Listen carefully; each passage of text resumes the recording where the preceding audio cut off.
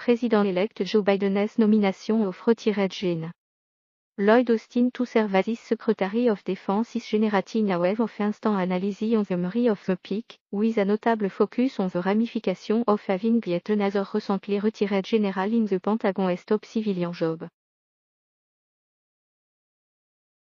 Too far, however, there has been very little discussion about how Austin views the world, how they would seek to reform the Pentagon and what his priority would be. We should not be waiting for the confirmation hearing to begin asking this critical question. First, how would Austin manage the largest organization in the federal government? Austin would be responsible for over 8 millions employés including 2.15 millions service members across all branches of the armed force and oversee a $740 billion defense budget, assumed that amount to around half of the entire annual discretionary budget. With this great power comes great responsibility, particularly in today's fiscal environment.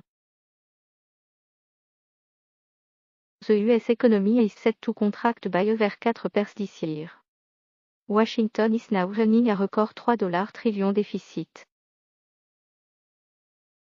The coronavirus pandemic has forced the entire US government to re-evaluate what is truly important to the health, safety and security of the American people.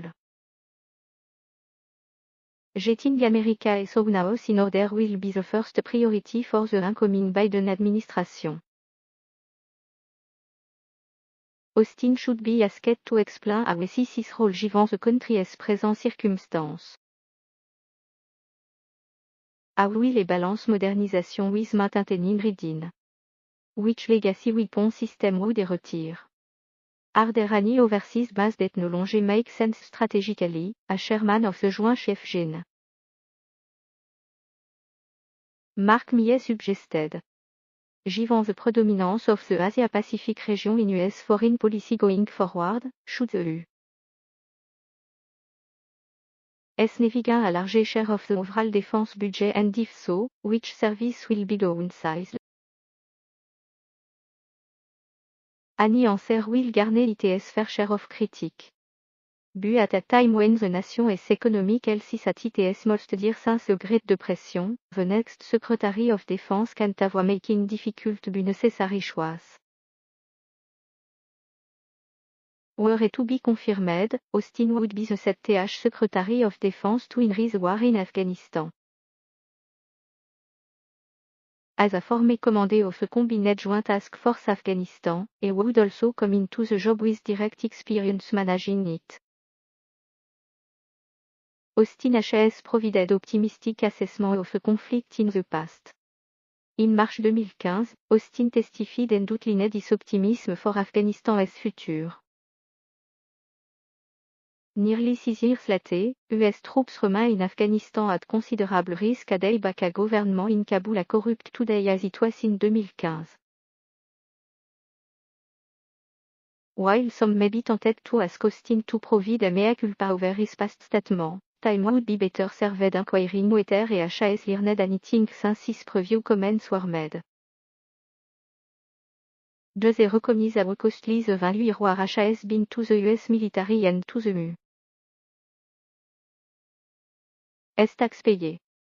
Does he believe it is the US military's responsibility to prop up the Afghan government in perpetuity and if so, what in the last 2 decades lead him to believe do more of the same will have a different result? Would he support a complete US troop withdrawal from Afghanistan by May 1, 2021, as spelled out in the U.S. Taliban agreement, or would he recommend hitting the pause button and waiting for some illusory outcome? Then there is the Middle East, Austin S. Willows. A commander of US Central Command, Austin witnessed firsthand how unsolvable the region can be. The United States has spent billions of dollars over 3 decades creating large, permanent forward operating base through the Persian Gulf, in part to prevent a regional hegemon from using oil as a weapon. Yet those very same installations have had the unintended effect of dragging the United States into the region as various squabbles. A large US footprint in the Middle East continue to provide steps in the region, including Saudi Arabia and the United Arab Emirates, with an opportunity to enlist Washington into its own power struggle. The result is often confusion about how limited US interest in the region really are. The Middle East of 2020 is not nearly as strategically vital to the US as the Middle East of the 1970s, when Washington's core objective was to contain Soviet power. For all the investment, nation building and deployment the US has thrown into the Middle East over the last 20 years, it has received very little in return other than more problems. Would as Secretary Austin assist the Biden administration in breaking this vicious cycle? Does he believe stationing temps of 2 ans of US troops in a part of the world whose collective gross domestic product is smaller than Germany is with use of US military power. Whoever is fortunate to hold the position of Secretary of Defense will have immense power at his disposal.